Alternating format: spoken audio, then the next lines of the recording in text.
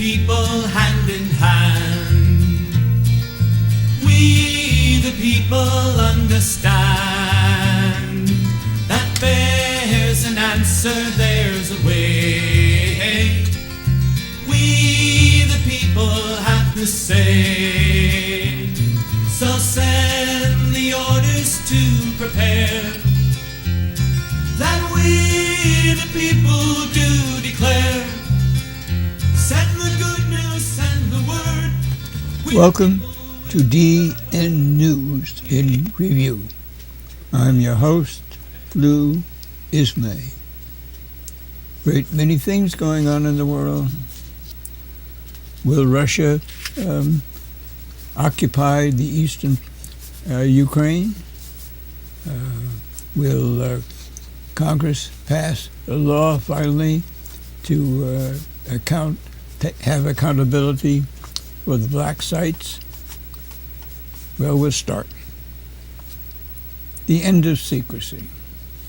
It has to do with Congress finally deciding that all of the secret black budget appropriations, black budget intelligence of various kinds, CIA included, NASA, National Security Agency, and others. There's something about $53 billion approximately that's spent in recent years on these black budget types of operations. Finally, they may come under some control if legislation can be passed to have these sites, the budgets, included in detail in the president's budget, so that we'll know, or at least Congress will know. Would that be a good idea? It turns out that the CIA has had in the last decade a 56% increase in its appropriations. And the National Security Agency has had a 54% increase during the same time period. Two people, Representative Peter Welch, a Democrat from Vermont, and Cynthia Lummis, a Republican from Wyoming, are presenting legislation to the House. And will the House respond? Yep. It's called the Intelligence Budget Transparency Act. If we believe that there should be transparency, and perhaps we should contact our representatives in the House of Representatives and also let our senators know our feelings. There's been a dire warning given to all of us. The International Panel on Climate Change. The report is serious. It is in detail. Not only are we getting warmer, we have also created a new weather pattern with which we will have to live, starting now, and as far as we know, into the future. We do have some control. We can make some decisions. But the report already has indicated that there is a critical impact on the food available in the world due to drought, due to floodings, especially those two, the warming of the planet, another factor in to be considered, and another factor which is very difficult with which to deal. It's the population. Population. Can the Earth sustain 9 billion people? It's an important question.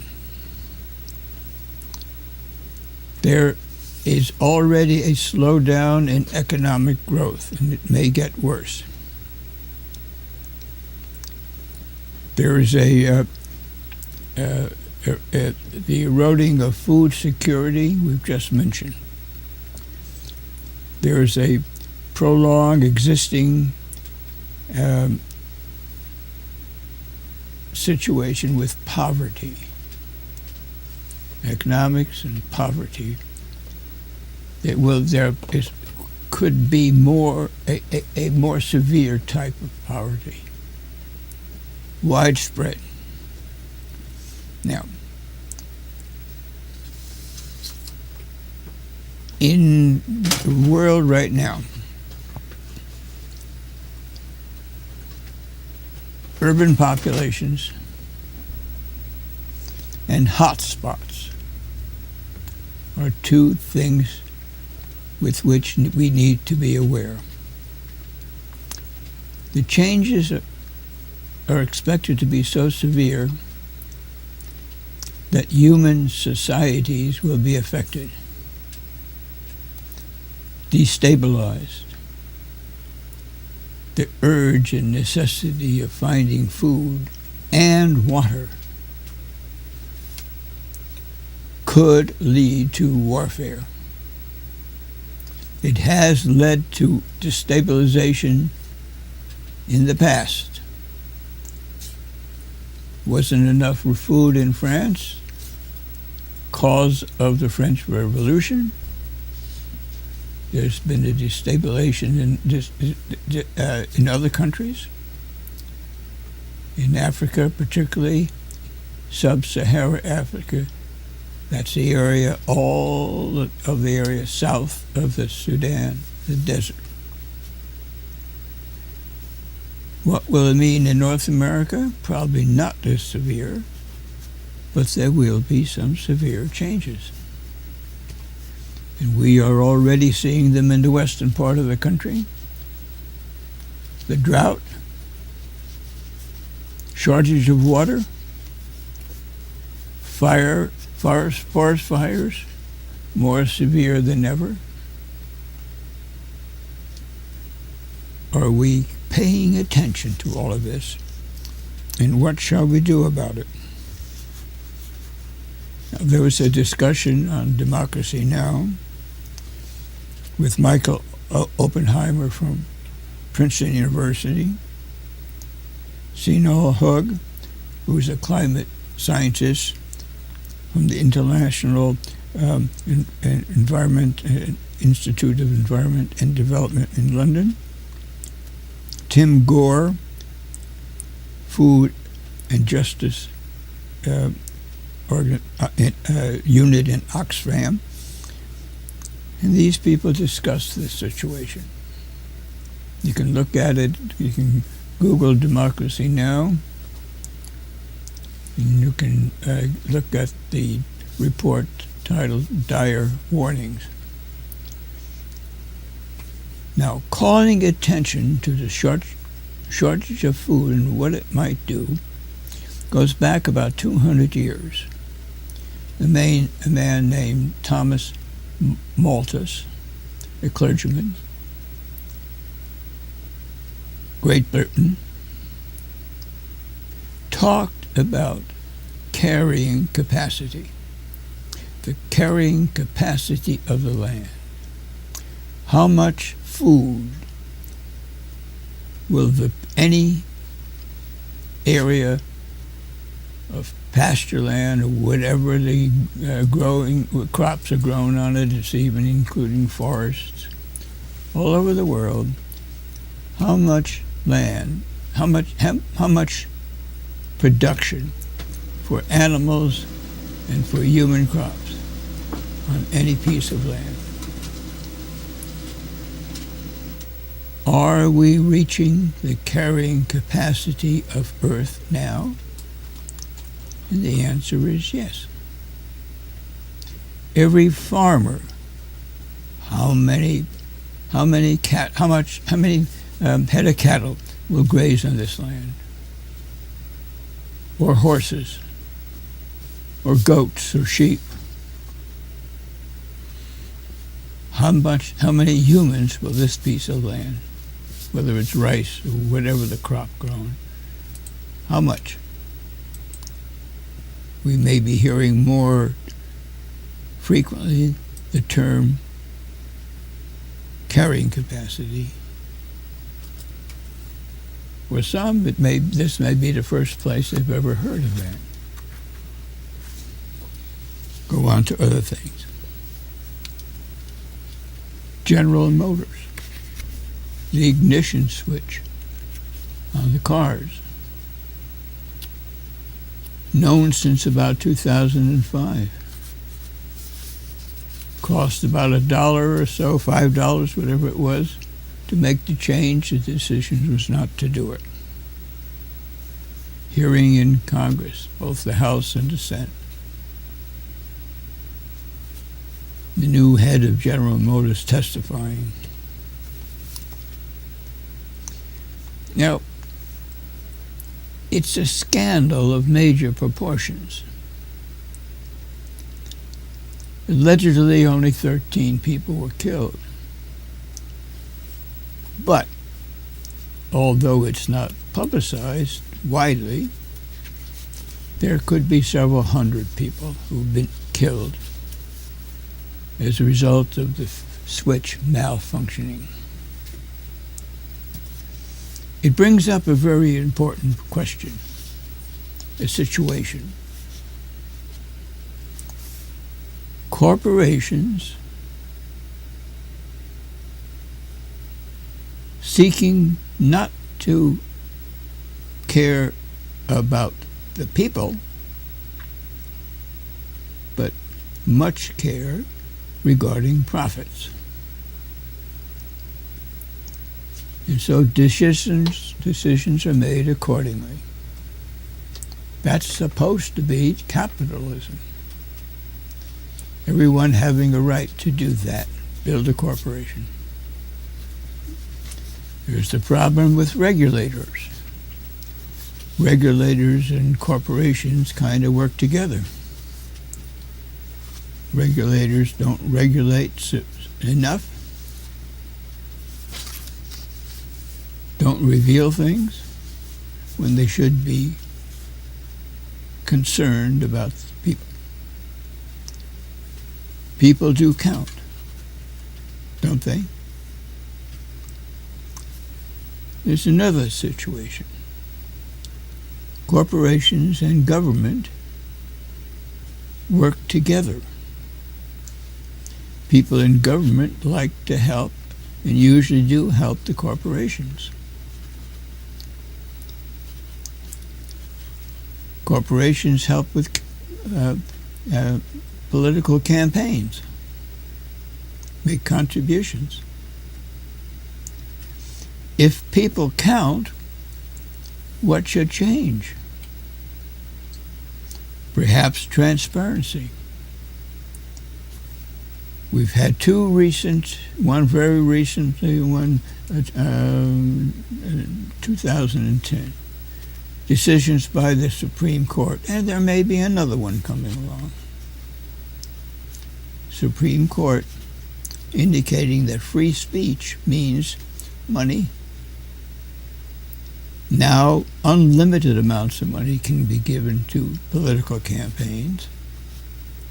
And there's another situation before the Supreme Court now, and we may have a decision, expected to have a decision in June,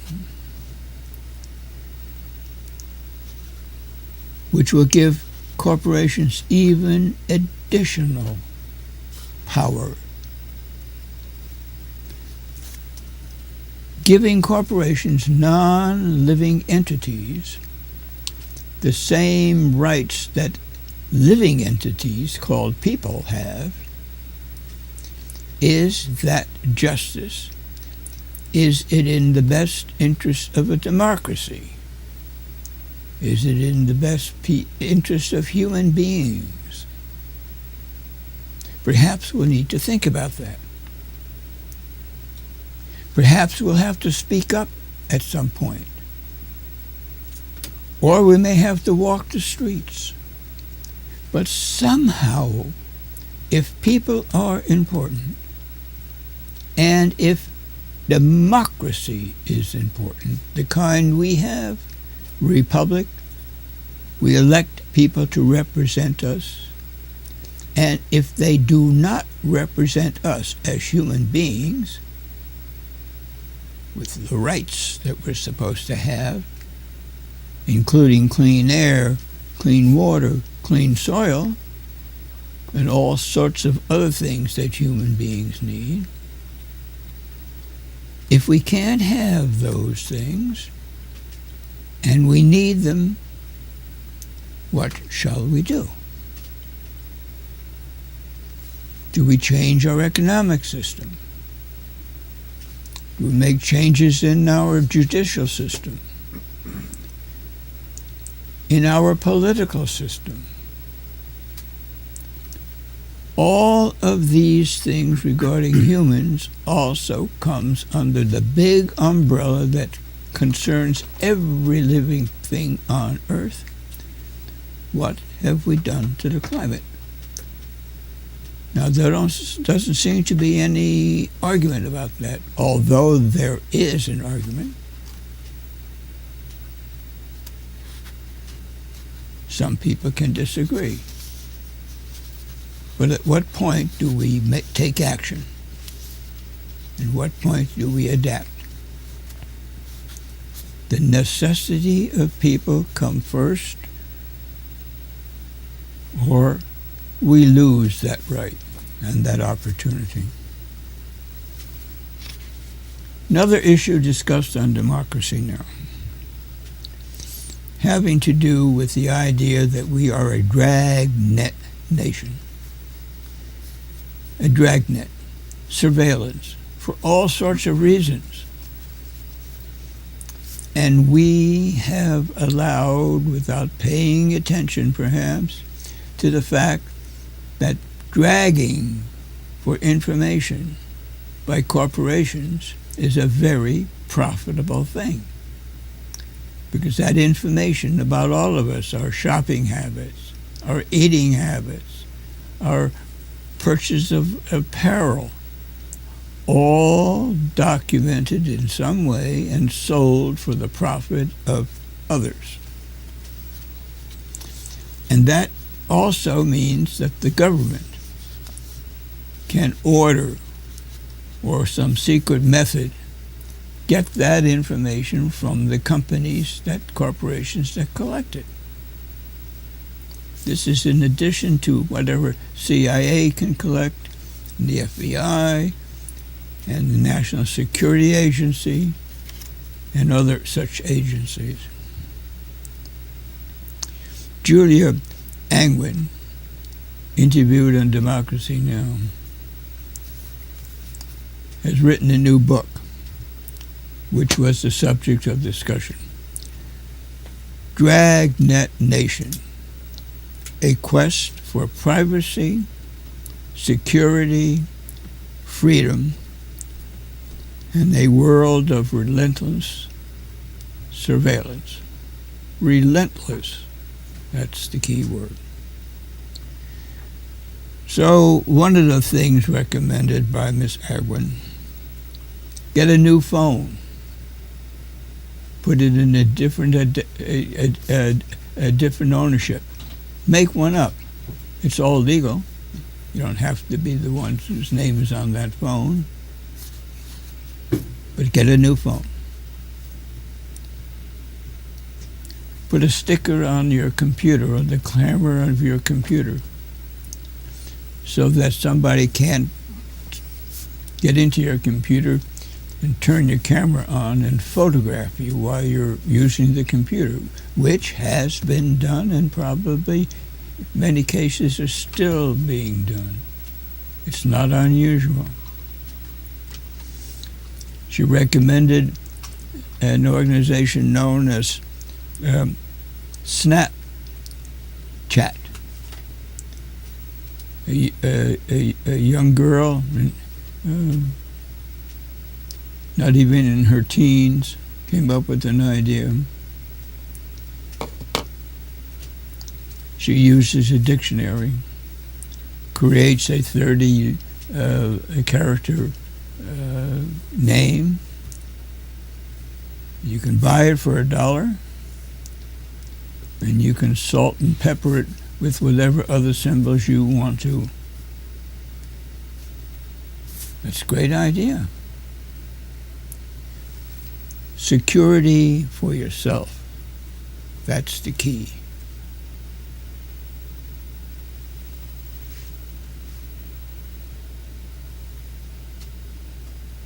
We need to think about these things if we want any privacy at all.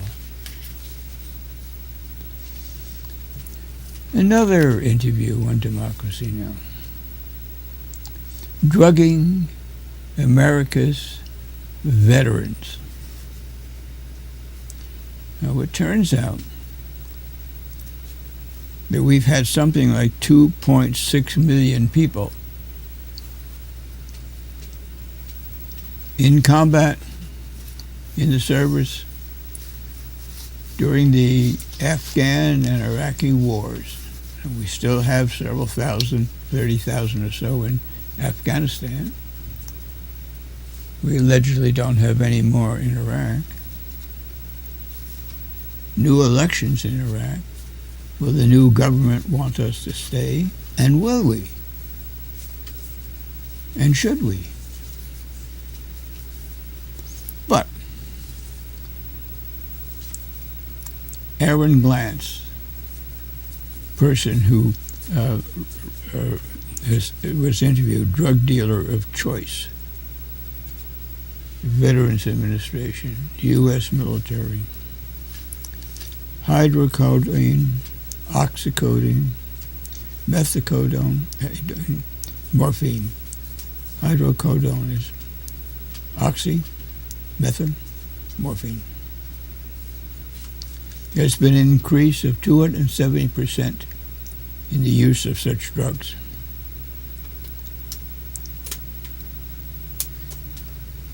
There are cases where people have died, military people have died.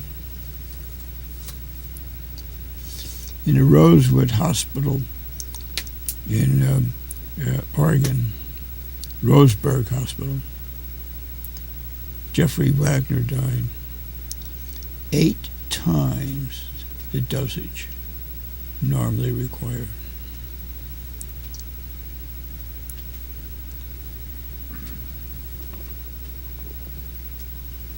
PTSD. The military and the VA are reluctant to use that term, but these returning people, men and women, are at the mercy, in a way, of those who are there to help them. And it's turning out that the question about how much drug, how many varieties, no standard. One place can in a military hospital, a veterans hospital, person transferred from one to the other, the drug dosage is not necessarily the same. It's been known to be quite different. So what shall we do? There's an organization in Troy, New York, Soldier's Heart. Soldier's Heart was a Civil War, our Civil War term for PTSD. In World War I, the Great War, it was shell shock. We've had various terms at various times in our history for the same thing. The stresses of warfare, even for those who are not on the battlefield. Just being aware of what's going on. Just being a truck driver and driving through the situations. You're being shelled. You may not be in a combat situation, but you're being fired on. You're still under the stress.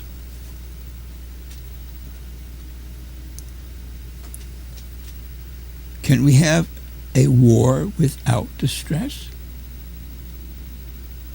Well, it turns out probably with robots. But there's a blowback on the humans who operate the robots. And we're seeing that in our own state, in our own country, with the people who fly the drones that are used in other countries. They see the carnage. They see people being torn apart. They are stressed. They have the same response that the people do on the battlefield or near the battlefield.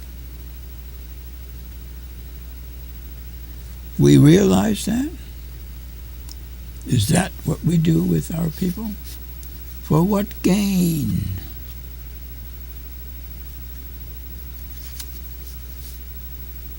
Diplomacy is the best way? Can we learn to use diplomacy? In the Fort Hood situation, recently, the death of 4 servicemen, that has affected the entire community and people living close to Fort Hood. Killeen, Texas. People distraught. People wondering.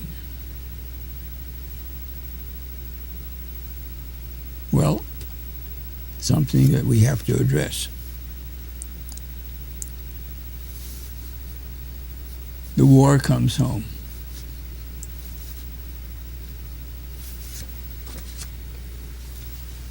And here we are. There's an interesting question in the news on Democracy Now! Can any court hold the U.S. accountable for killing Americans overseas with drone strikes? Federal Judge, U.S. District Court, Rosemary Collier, said the families of people who were killed, American citizens, could not make a claim in court.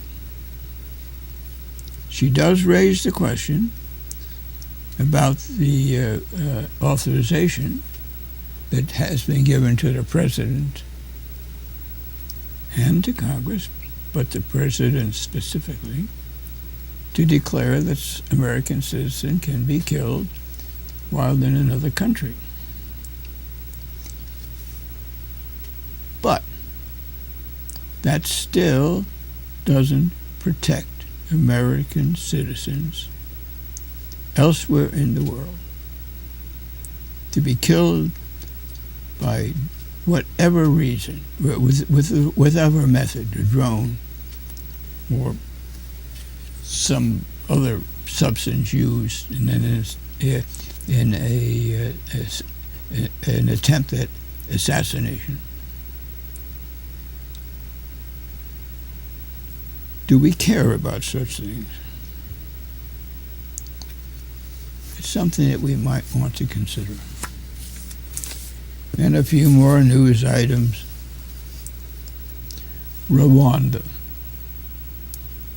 20 years ago, as a matter of fact, 20 years ago, just a couple days ago, the genocide started. government operation, military, killing 800,000 Tutsis, a minority group. 800,000 souls killed in 100 days. And the world stood by. And we were part of that world. The White House, Mr. Clinton, President, no one used the word genocide here or elsewhere because international treaty agreements, the word genocide was a trigger to help to stop it, to help the oppressed who were being killed. No one used that word, but we sat by.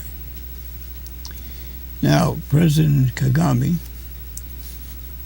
Rwanda, has lit a candle, or lit a flame, rather, that will burn now for 100 days in memory.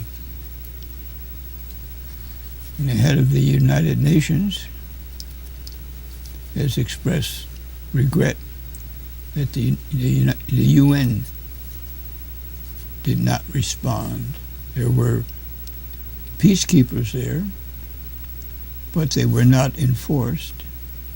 And the situation was such that all they did was observe the killings. And this was an especially horrible situation because the machete,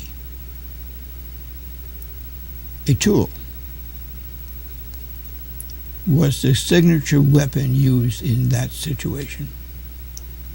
So people were literally hacked to pieces, cut open, fetuses removed, all sorts of things. Horrible. We don't really want to know about it. Well, we did not want to know about it 20 years ago. Will there be other things that we won't want to know about?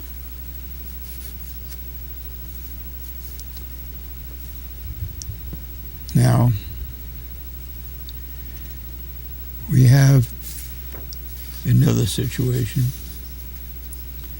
A book, The Secret History of Washington, Wall Street Collusion, by Naomi Prins, Prins. It's and you might want to look it up on Democracy Now! She covers in the book the 1907 panic, Wall Street, the 1910 Jekyll Island secret meeting that resulted in 1913 in the Federal Reserve System, which we have in our country, a private banking system from which the government borrows money. That's why we have a debt. We borrow the money from a private organization, the Federal Reserve.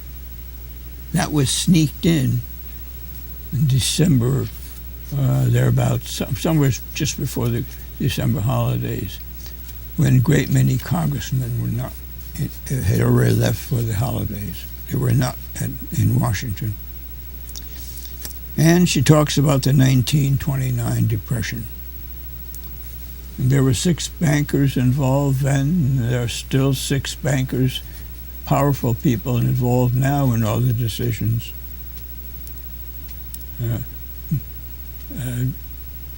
Morgan, J.P. Morgan, National City Bank, which is now Citigroup,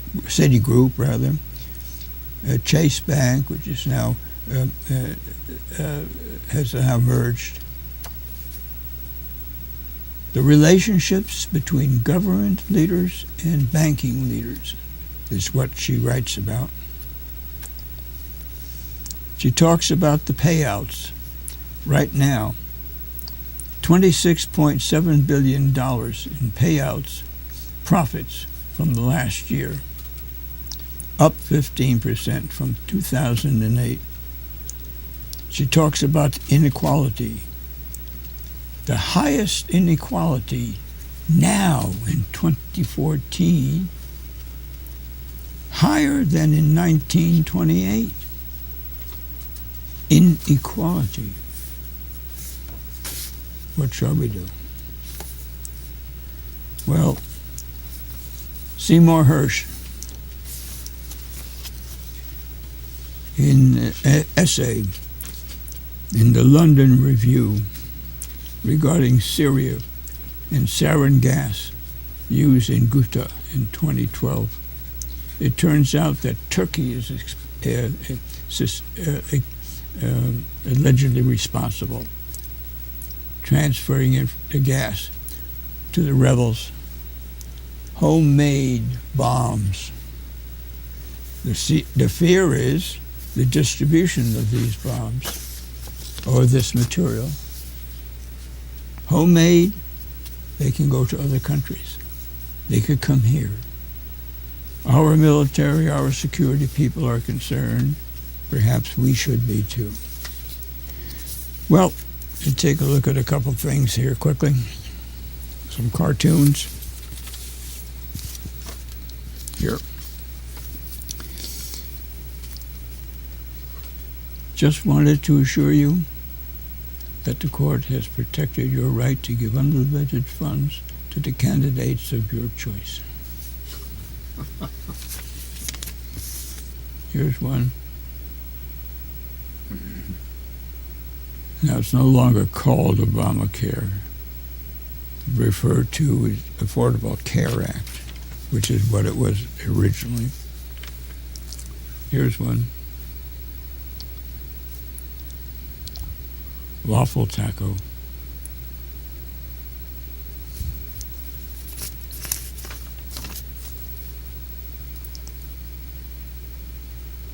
College football. The disparity, the school, and the power of the players now. Well, just one more. Here's one regarding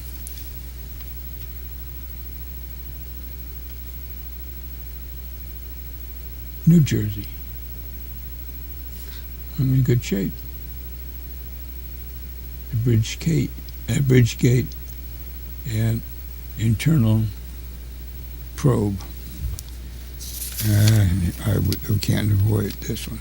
Supreme Court. Unlimited contributions. There we are in the boat. Ahoy! Ahoy yourself. Supreme Court. That's going to affect us for generations if we don't do something about it. An interesting story in this issue of The Nation magazine, current issue. It has to do with debtors' prisons. Small town in Alabama, Harperville. The major source of revenue in that community, to run the community, is from tickets, speed trap. Now there are people living in that area, in that community, who can't afford to pay for a traffic ticket. So they don't pay, or they put it off. Now the community has decided how to get the money that it needs from the people who can't afford to pay. It's hired a private organization to run a parole kind of system. And it works like this. The magistrate will assign the person who can't pay the fees to this particular company. So the company now has control over the person. And that person now is subject to whatever this group has in mind, and that is the demand is to pay the fine. And if they can't pay the fine, they go to jail. It's a debtor's prison. Debtor's prisons were not of style sometime in the 1800s, 1880 or so, something like that. Debtor's prisons have been around for decades prior to that, centuries prior to that. Can't pay your bill? You go to prison. Now, in Alabama, the prisoners have to pay for their own prison time. $31 and change every day. So a $5 traffic ticket can end up, and has ended up, to be several $1,000s worth of debt.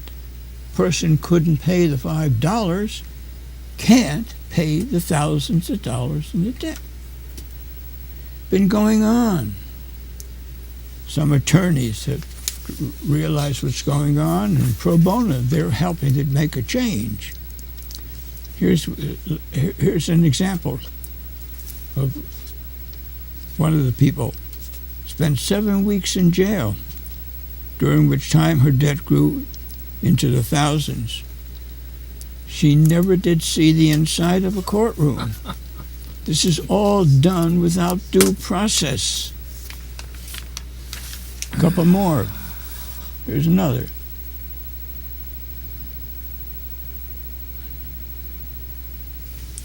Here's another.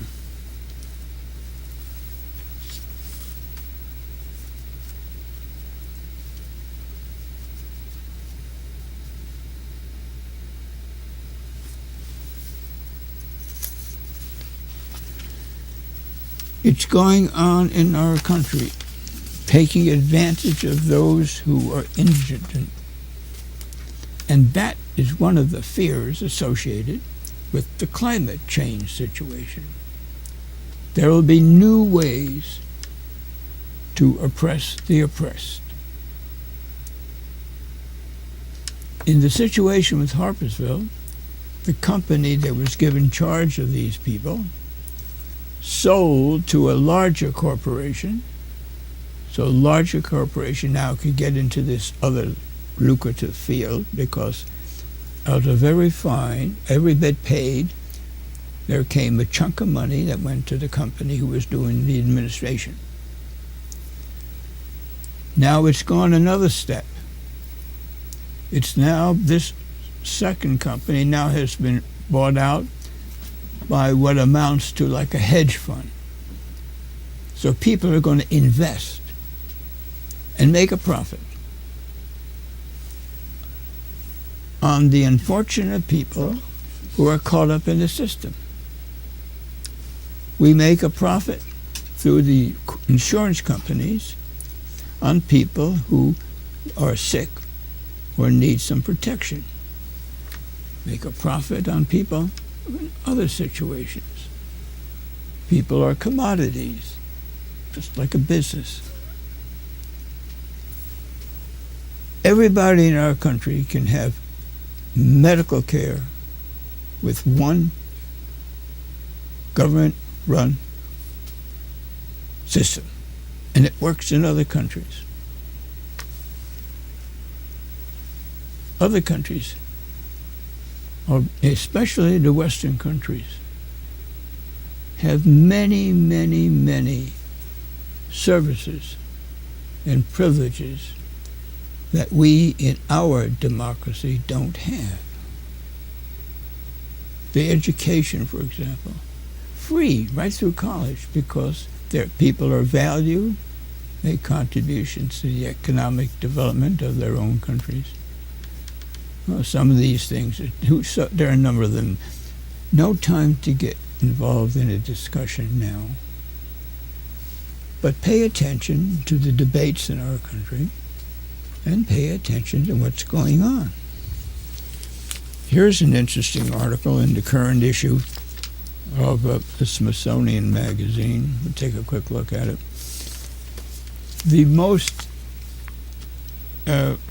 The best small towns, and we have one in our state, Chautauqua, New York, out in the western part of the state. It's a place where people come to learn. Summer school is cool in an idyllic 19th century lake town devoted to learning. And although it is not a large article, Chautauqua is one of the communities in the state, there are a dozen or so of them, that have, and they're located in this, well, they're a little difficult to see. 10 of them located in various parts of the United States. Anyway, you'd be interested in these small towns to visit. Big event coming up this weekend. Underground Railroad. Russell Sage. Slavery and Underground Railroad, the larger context. Friday, Saturday, and Sunday. Saturdays, Sundays. Especially Saturday. This event was interesting. For those who collect comic books and toys of the baby boomer era, would have enjoyed being there. There's another big show coming up in the same location in June 15th.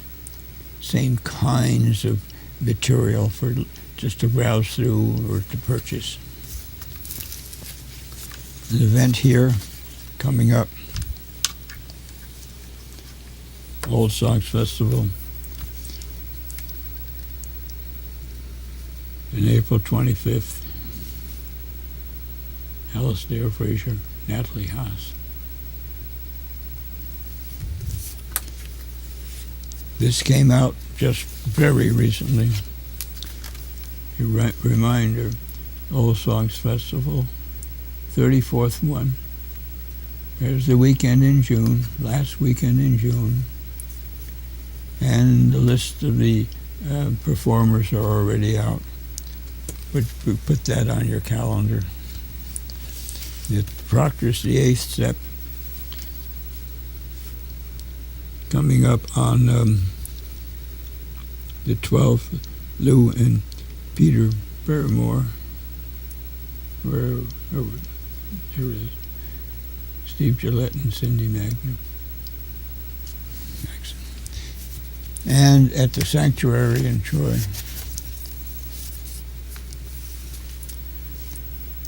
Household film, Saturday the 12th. And Wednesday the 16th, Brothers of the Blacklist.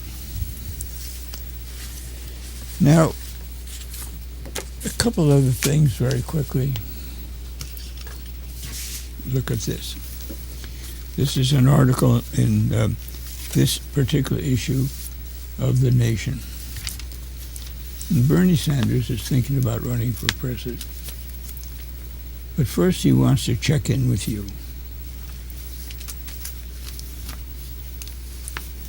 Democratic Party in general remains far too dependent on big money. That's one of his statements. And another statement.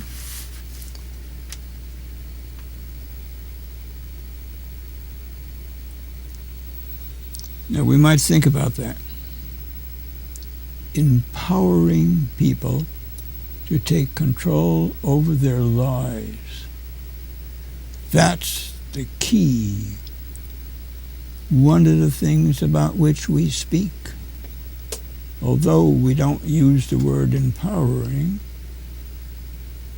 we need to empower ourselves so that we have control over our lives. So Bernie Sanders is asking questions of people. He's been a successful independent in Congress. He usually votes with the Democratic Party. But the fact that he's an independent and has the respect of many, many, many people across the country makes it a possibility, if he decides to run, that he could prevail. Getting big money out of politics, especially as a result of the recent decisions by the Supreme Court regarding the use of money for elections and the way that it can be used. We need to consider, and other people in other states have already considered, they're voting for an amendment to the Constitution to prevent this from happening in the future. So, should we sign on? A number of communities across the nation have expressed their desire for a constitutional amendment. That may be the best way of doing things, but we need to decide. And we need to decide about the climate situation. Although there's a meeting coming up, an international meeting in 2015, what can we do in the meantime about learning for ourselves what the situation is, deciding how rapidly we want to begin addressing the situation? Don't we? And locally, it seems that Albany, New York is going to be a very important hub for the transportation of toxic materials, potentially hazardous, the oil trains, a new supply of propane in the area, new permission given near the junction of 787 and US 40 in Albany. Well, it's actually part of Colony there. But that facility is a facility for storage of propane. There are half a dozen or so new tanks there, permission for another 6. So that's a hazard. Will it be cared for properly? Surveillance? Oversight?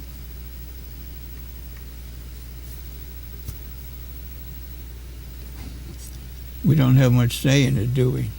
We don't own the railroads.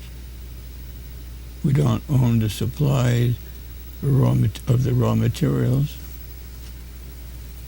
We don't get a share of the profits. But we pay for it. We provide a home for such things, or a venue. If something goes wrong, who will pay the price? That's one of the important questions, always. And the health and safety of people, public health, is important, isn't it? So what do we do? Something else to consider. It's the situation with education. This business of a core of information that is taught to our students. What are the important elements of a core of information that everybody within the school system, 13 years or so, should know and understand? and possibly of great importance. How about considering enough information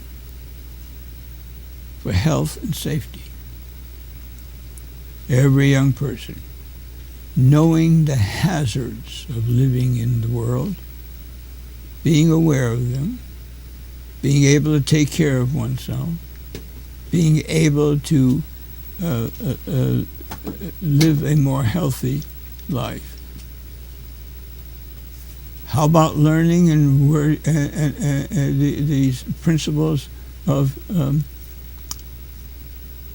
health, accountability, the responsibility of citizenship? How about ethics? How about morality? How about how to get along with others and to work with others? Aren't these important? There are other kinds of things, thoughts and information that are also of importance. Lifelong learning. Those, perhaps, should be the most important things in a core of information that is useful and important, not only to the young people as they go through the educational system of instruction, but to society as a whole. The expectation from government and what government needs to do. Now it's time to leave. Thank you for being with us. Thank Glenn Jarrett for his engineering. Look forward to being together the next time.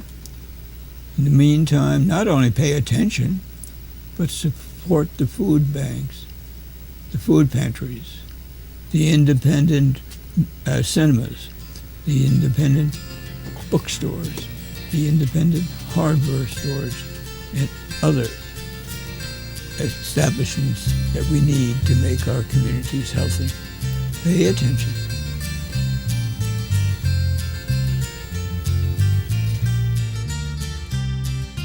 We the people, hand in hand. We the people understand that there's an answer, there's a way. We the people have to say. So send the orders to prepare, that we the people do declare. Send the